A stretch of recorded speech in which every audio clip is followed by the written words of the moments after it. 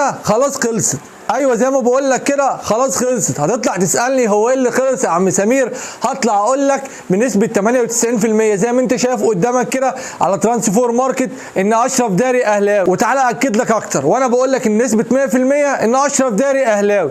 هتقول لي ازاي يا عم سمير؟ اقول لك ان هم عملوا لقاء مع والد اشرف داري، اسلك واحد في المجره. اي سؤال بيسالوه بيجاوب عليهم على طول.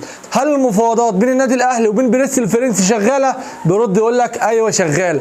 ده اخر تصريح قال لك ايه بقى؟ قال لك ان بريس الفرنسي طلب من النادي الاهلي ان اشرف داري يلعب معاهم اخر مباراه، وهي مباراه بكره، وان اشرف داري هيخلص المباراه وبالكتير اخر نهار يوم الاحد او يوم الاثنين الصبح هتلاقي اشرف داري في القاهره بيمضي للنادي الاهلي. فزي ما انا قلت لك كده ان خلاص اشرف داري اهلاوي. كده خدنا امام عاشور من الزمالك وخدنا اشرف داري من الوداد، بقى واحد بس كده ونعلم على فرق افريقيا كلهم زي ما احنا معلمين عليهم في دوري الابطال وفي اي بطوله هنعلم عليهم في صفقات. هو بقى واحد بس بن رمضان يمضي في النادي الاهلي وكده خلاص يا معلم. خدنا امام عاشور وخدنا اشرف داري وكمان علمنا على الترجي التونسي. يبقى النادي الاهلي معلم على القاره كلها. ان شاء الله يبقى ماركات عالمي للنادي الاهلي. بس كده، يلا سلام.